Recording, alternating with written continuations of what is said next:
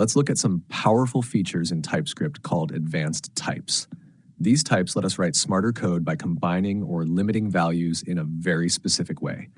Even if you're new to programming, don't worry. We'll break it down step by step. Union types. Union means either this type or that type.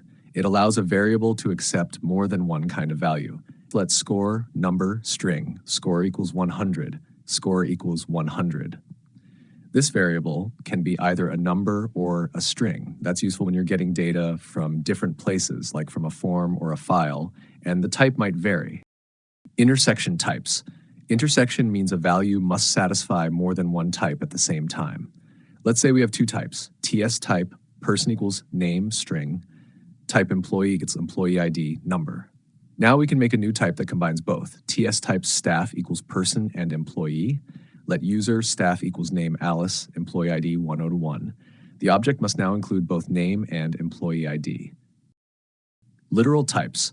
A literal type allows only a specific value. TS let direction up, down, left, right. Direction equals up, / direction equals sideways.